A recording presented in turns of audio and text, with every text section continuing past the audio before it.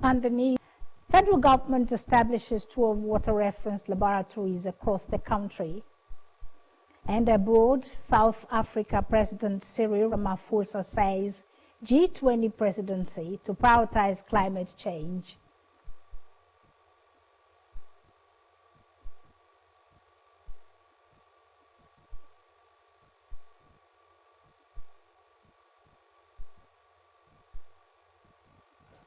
Good evening, and thank you for joining us on Delta Television News tonight. My name is Pauline Okolie. The state governor, Right Honorable Sheriff Oborewori, has said his administration is committed to quality and functional education with significant investment in educational infrastructures and academic programs. Governor Oborewori stated this during the celebration of the 4th Founders Day of University of Delta with the theme Nation Building, the search for a Nigeria that works for all at the University main campus, Agbo. Pere Botu reports.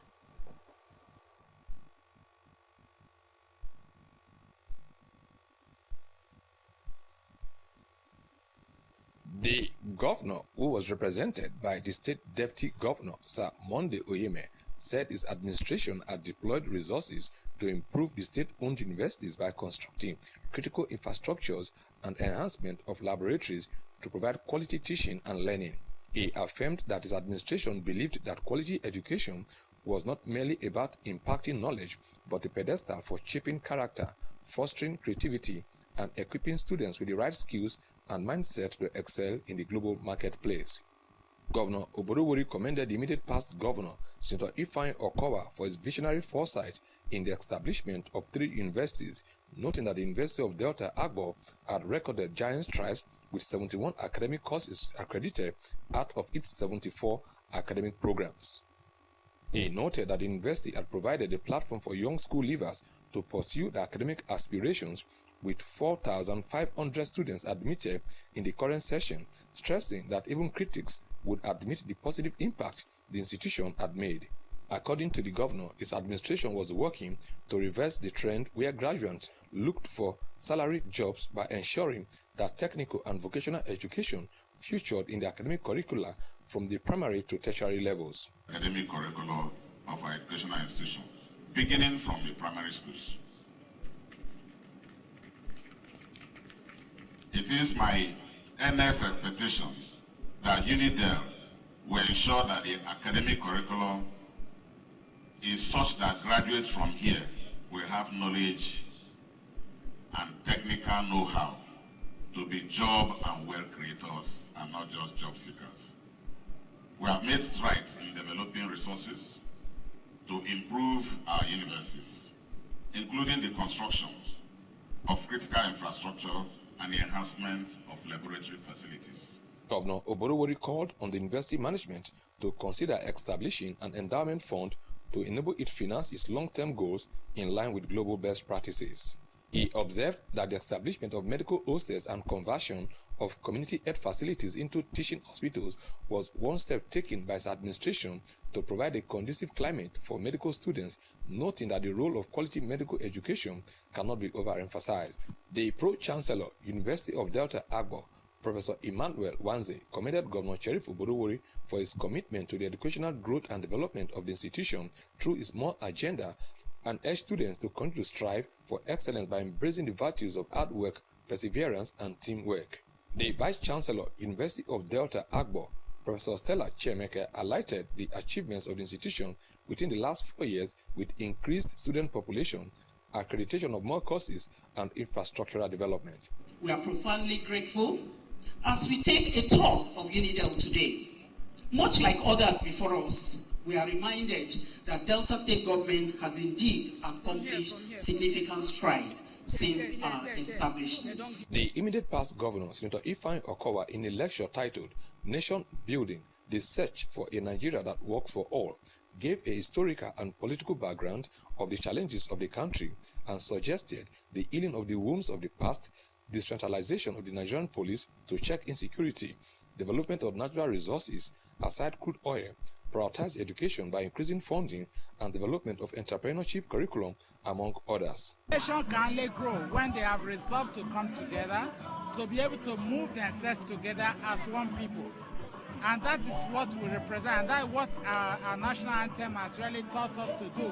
And I believe that there is a need for all of us to truly commit to that oneness, because that will be the driving spirit that will make us excel as a nation. He thanked Governor Sheriff Oborowori for sustaining the vision of the three universities, noting that the institutions were running well with salaries of staff paid promptly without any form of strike.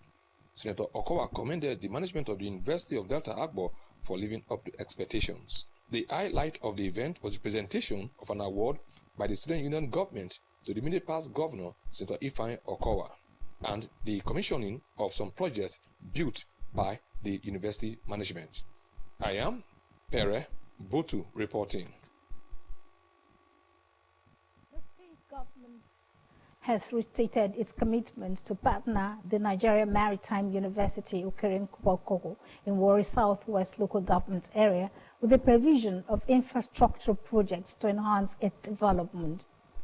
The state deputy governor, Samonde Onyeme, gave the assurance when he played host to the governing council of the Nigeria Maritime University Okeren-Kpokoko, who paid him a courtesy visit in his office at Government House, Asaba. Pere Botu has details. The deputy governor assured the university management of government's continued support to the institution's development, adding that the state government had awarded a contract for the construction of a road leading to the main campus, which was currently ongoing. He said the state government recently commissioned a faculty building it constructed, furnished and donated to the school as part of its partnership. Sir Oyeme lauded the university's management for acknowledging the development efforts of the Delta State government in the development of the institution, even though it was a federal government-owned university. He, however, decried the situation where no Deltan had been appointed as vice-chancellor and called on the federal government to consider a Deltan at the expiration of the tenure of the present vice-chancellor, who is from Bayelsa State. I want to also thank you for all the praise you have showered on the state government for what we have been doing in your university. It's our university. We are very happy to be your host because nobody will see such good projects that will be beneficial to the Nigerians, especially the people of the state, and they will not want to be part of it. The Vice-Chancellor, Nigeria Maritime University Okeren-Kpokoko, Professor Emmanuel Agidio, commended Governor Sheriff Oborowori for his recent commissioning of a faculty building constructed and furnished by the state government. He said the road leading to the main campus of the university, recently awarded by the state government, was currently ongoing with the drains already completed. Professor Adigio said the school had over 500 graduates, adding that the second convocation ceremony was coming up on May 10, 2025, and solicited the support of the state government. He highlighted some challenges facing the institution and appealed for more support. That we have, you know that university is on an island, and accessibility is a big problem. And developing any structure is very, very difficult. So the federal government, they are trying. They've developed quite some number of structures. The Shell has come in, other organizations, and plus the state government, the Delta State government has come in to do this. But we have major problem, which is housing, to house the teaming staff that is there. Because, the community has not been able to provide, because of cost of development, provide accommodation for the staff and even the students. We've been able to provide quite some number of structures for students, but it's not yet enough. I am Pere Botu reporting. Staff of that broadcasting service, Asaba, have been equipped with relevant skills to master the dynamics of modern broadcasting. Eunice Emeazia reports. During the conclusion of a 2-day capacity building workshop organized by the station's management for producers and duty continuity announcers of the DBS Asaba, The resource person, Mrs. Stella Ole, harped on the fundamentals of documentary and feature production, using real-time examples and illustrations to drive home the message. Mrs. Ole, who is a veteran broadcaster and ace producer, said producing a documentary required teamwork, utmost dedication, creativity, innovation, and research. She commended the General Manager of the Delta Broadcasting Service, DBS Asaba, Mrs. Christine Jobome Emetulu, for the initiative to train and retrain staff across all departments, saying that it was a step in the right direction. The General Manager is an uncommon woman of substance. She knows what it takes to bring out the best in production and presentation. I listen to the station, Delta Broadcasting Service, radio a lot, and I see that, and I found out that they are different from other stations, performance-wise, so they are good, they are a better station. So this is an added advantage for them. The station's general manager, Mrs. Christine Jobome Emetulu, while addressing participants, noted that the need for training and retraining remained sacrosanct, as broadcasting is a dynamic industry and broadcasters needed to master the changing trends to sustain the teeming audience, adding that it was part of the efforts of the station's management to sustain the new DBS brand.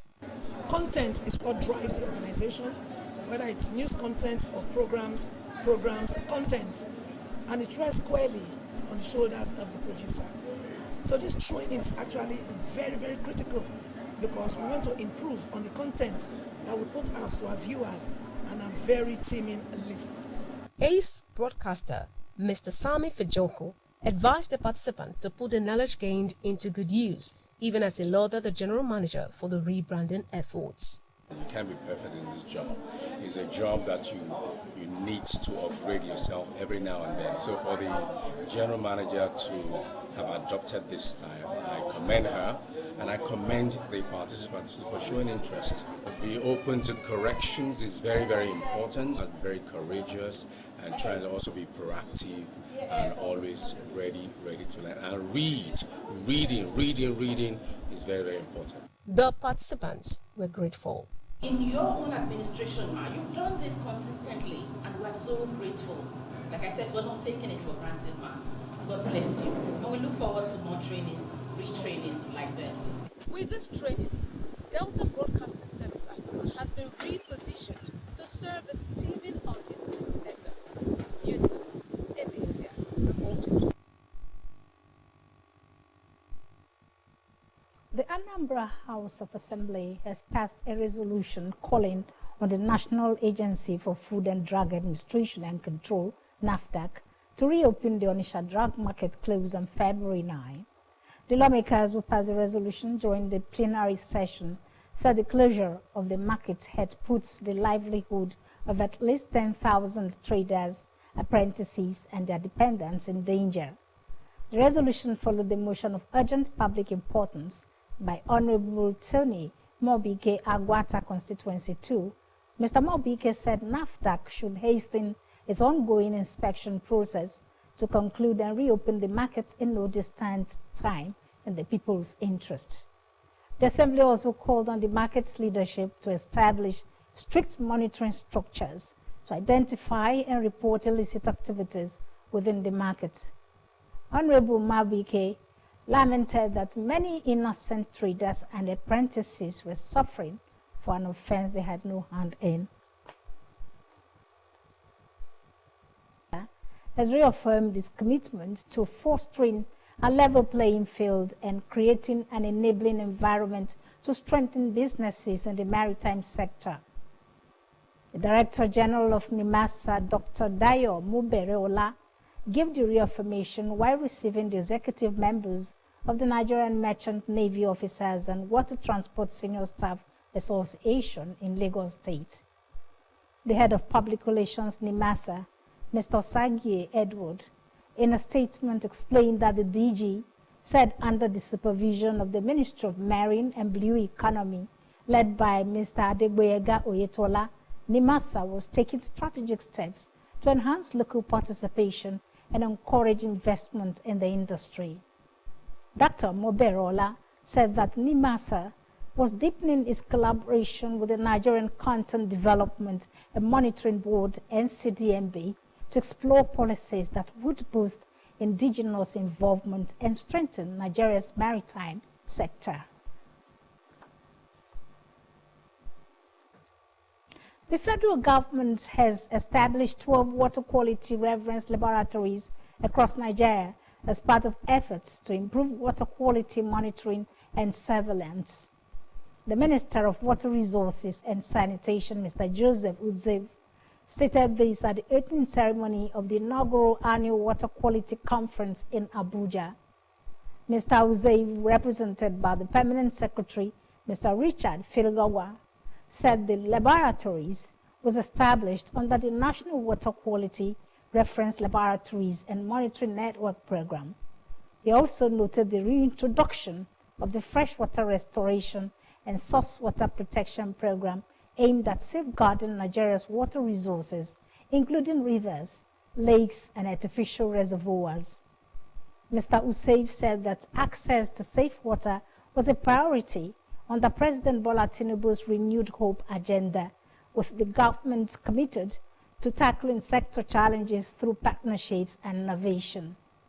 He acknowledged that poor sanitation remained a major concern as open defecation and indiscriminate waste disposal continue to contaminate water sources. The minister stated that the ministry was leveraging modern technologies and collaborating with both local and international partners to enhance water quality management. He reaffirmed the government's commitment to eradicating open defecation and ensuring improved water and sanitation standards across the country. Northern governors and key stakeholders have renewed their commitment towards addressing insecurity and poverty, insurgency, and economic hardship.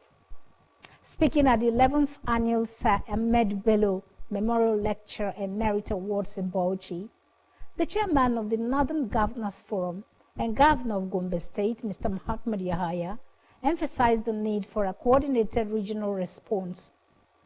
Also, the Bauchi State Governor Bala Abdul Qadir Muhammad and the Secretary to the Government of the Federation, Senator George Akume, joined in advocating for sustainable solutions to the North's pressing challenges.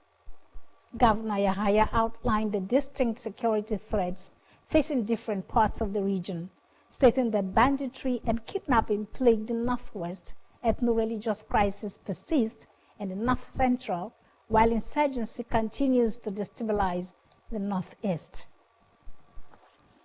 He attributed these conflicts to competition over scarce resources and called for policies that align with a shared vision for regional development. Governor Yahaya reiterated Northern Governor's commitment to leveraging available resources for economic development, acknowledging that inadequate infrastructure, high unemployment, and widespread poverty remain major obstacles. The Nigeria Customs Service has cancelled all import declarations made during the initial implementation period, following its earlier suspension of the 4% free on-board charge on imports. The National Public Relations Officer of the service, Mr. Abdullahi Maywada, made this known in a statement. According to him, the measure was necessary to ensure clarity, maintain consistency in customs operation, and prevent any disruptions in clearance processes. He explained that the affected importers, customs agents, and stakeholders are required to recapture their declarations to proceed with the clearance of their goods. Recalls that on February 11, 2025, Nigeria Customs suspended FOB charges on imports amid uproar by stakeholders. The Federal Competition and Consumer Protection Commission, FCCPC, has summoned leadership of MultiChoice Nigeria to appear at the Commission's office tomorrow to explain its recent proposed subscription price increase. The pay TV operator had announced a 21% increase in the subscription fee for its DSTV and GoTV packages with effects from March 1 to inflation and rising operational costs in the country.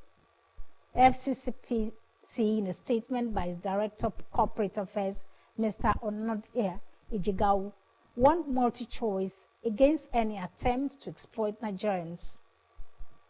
The FCCPC expressed concerns that Nigerian consumers continue to face frequent price increase amid the accusations that MultiChoice applies different pricing strategies in other markets. According to FCCPC, the move heightened questions about fairness and market abuse. The Special Offences Court in Lagos, presided over by Justice Rahman Oshodi, has refused to hold a hearing of corruption allegations against the former governor of the Central Bank of Nigeria, CBN, Godwin Emefiele. In his ruling, Justice Oshodi dismissed the request for him to rescue himself from the trial, stating that the allegations of bias against him were unsubstantiated. Citing a range of legal authorities, the court held that judicial bias alone is insufficient to justify disqualification on recusal, adding that it must be personal or based on judicial reasoning. The judge subsequently ruled that the application for his recusal lacked merit and promptly rejected it. At the last court sitting on Monday, Emefiele, through his lead counsel, Olalekan Ojo, SAN, had requested that Justice Oshodi step down from the proceedings.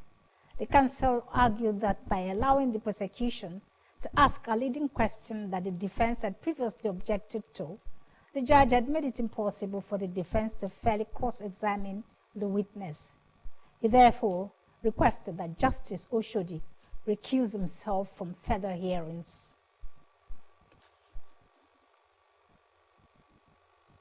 You're watching Delta Television, main news at 8, still to come.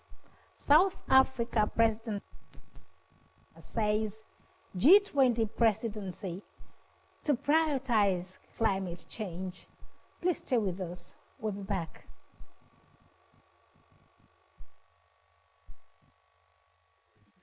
Doesn't mean buying a new one. Unbelievable, right? But with the new Airtel Smart Router, you can now watch YouTube on any TV and also get unlimited data for 30 days to stream thrilling Nollywood movies, catch up on football highlights, and keep your kids engaged with edutainment all on YouTube. With the Airtel Smart Router, everyone gets what they love. Get the Smart Router plus unlimited data for 25,000 Naira. Visit the nearest Airtel shop to get yours. Airtel, a reason to imagine.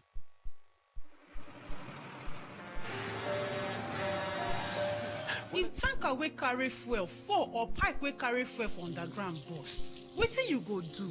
You go begin bail fuel put for your bucket, or you go run comot far for where the fire go soon come. Na only small time you get to take this wise decision. Waka comot, no, that one no dey enough. Shift, no, that one no dey enough. Stay there dey gist and take pictures with your phone. That na madness. Run, yes, run comot. Yes, your life depend on wetin you do. The fire go come at once and you no go fit control am. Why?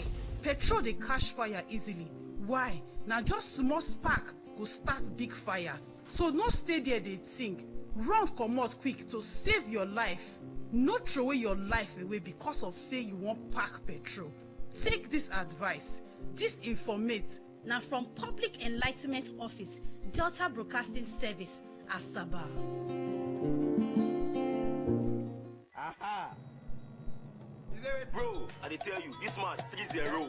Okay. If I win you, something will come out. Don't play with me. Fast ball! Ah. You know what? You go shot Bro. Me. Now we got this man.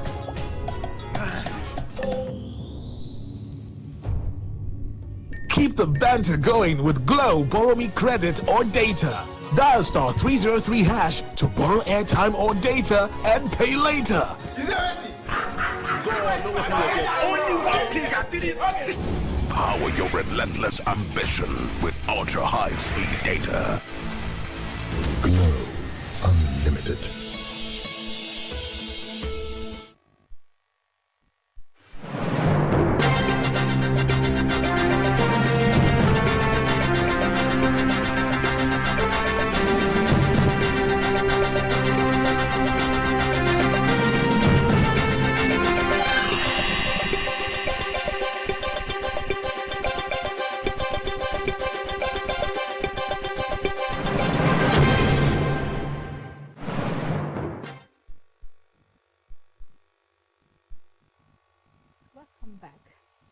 The global scene is next as we join our World News Desk. President Vladimir Putin hosted Guinea-Bissau President Umaru Sissoco Embalo for talks in the Kremlin today, the latest sign of a drive by Moscow to build up economic and security relationships with countries in West and Central Africa. Russia Meta tycoon Oleg Deripaska was present at the talks between the two leaders. President Embalo took office in 2020 and his term expired this year, although there is a dispute with the opposition over the timing of the next election. The opposition has vowed to bring the country to a standstill tomorrow in the row which centers on when Embalo's mandate runs out. President Embalo has said there have been 2 attempts to overthrow him, the most recent in December 2023. After that incident, which involved gunfire and clashes in the capital, he dissolved the opposition-controlled parliament, accusing it of passivity. Russia has built security ties in recent years with a series of African countries, sending thousands of mercenaries to support military leaders and help them fight insurgents. It was not clear if any such deals were on the agenda for today's meeting. For Moscow, the assignments are a way to make money from government fees and economic opportunities in mining or energy, while eroding the influence in the region of former colonial powers, particularly France. Guinea-Bissau is a former Portuguese colony that gained independence in 1974.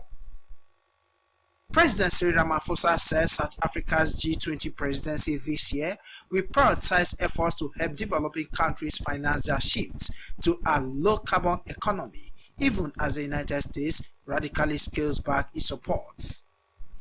President Donald Trump's administration whose top officials have skipped 2 meetings of the Group of 20 Nations held in South Africa this week and last, has cut overseas aid programs, raising concerns of a potential clean energy funding shortfall.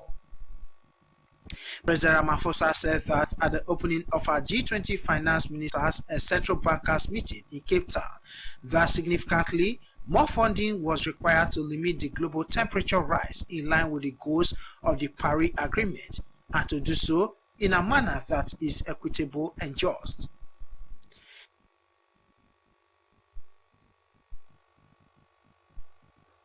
Let's now join our business news desk for happenings in the business sector as we're back home.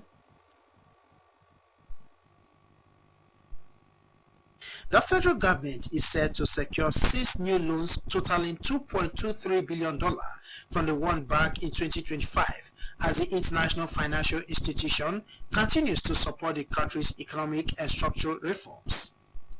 Data from the World Bank's official website indicates that this will bring Nigeria's total approved loans to $9.25 billion over 3 years, reflecting our growing reliance on multilateral funding to support critical sectors of the economy, including infrastructure, healthcare, education, and economic resilience.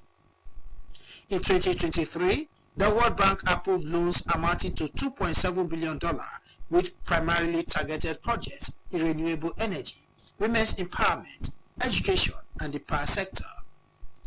Among the projects approved that year was the Nigeria Distributed Access Through Renewable Energy Scale-Up project, which received $750 million to expand private sector-led access to reliable electricity services for households, public institutions, and commercial customers.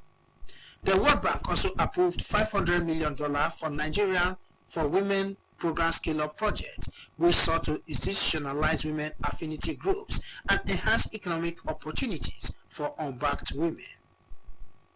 Nigeria's gross domestic product (GDP) grew by 3.4% in 2024, representing a 0.66 percentage points year-on-year growth when compared to 2.74% recorded in 2023.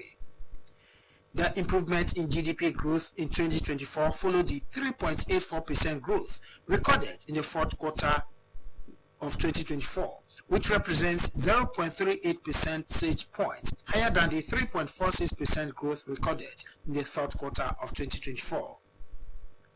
The National Bureau of Statistics, NBS, disclosed this in its GDP report for the fourth quarter of 2024, noting that the performance of the GDP in the fourth quarter of 2024 was driven mainly by the service sector, which recorded a growth of 5.37% and contributed 57.38% to the aggregate GDP. The Bureau also said that the oil sector recorded an annual growth rate of 5.54% from minus 2.22% in 2023. The non-oil sector grew by 3.27% in 2024 from 3.04% in 2023. NBC said overall, the annual GDP growth in 2024 stood at 3.4%, an increase from 2.74% in 2023.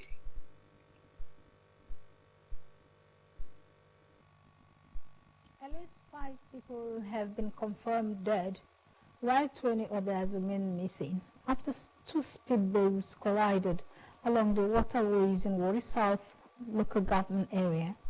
The tragic incident, which occurred on Monday evening, involved boats ferrying passengers returning from a burial ceremony. Eyewitnesses attributed the fatal crash to poor visibility, adding that most of the passengers were not wearing life jackets at the time of the incident.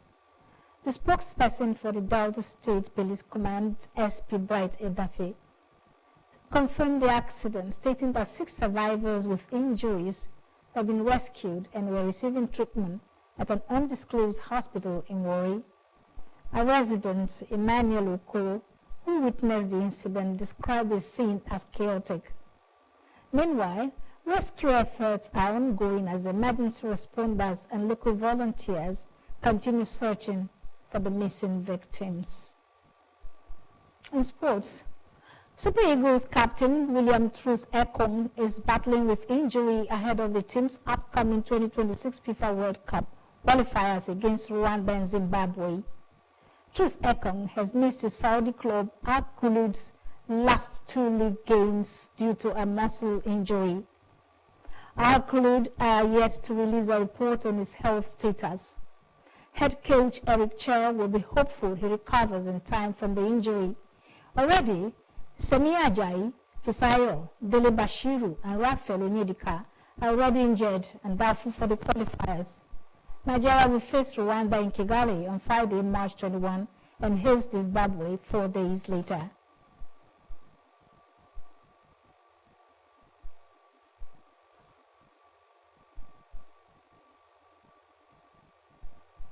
Five-time men's singles champion Kadiri Aruna showcased a flawless performance on the opening day of the 2025 ITTF Africa Cup, advancing to the knockout stage of the prestigious tournament with easy wins against Tunisia's Michel Sabi and Benin Republic's Abdel Kader Salifou.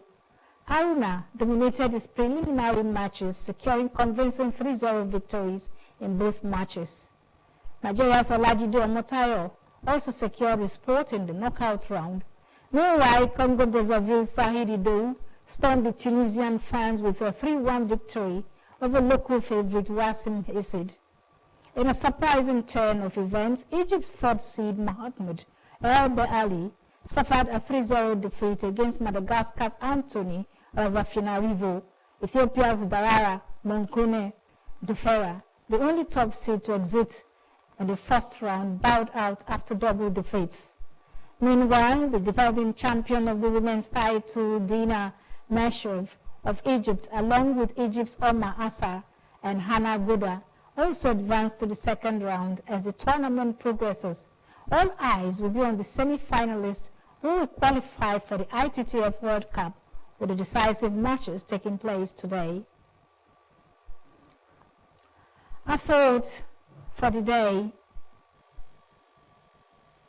don't be pushed around by the fears in your mind.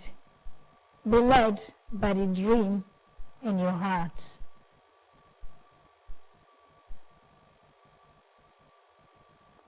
We'll take a look at our highlights once more.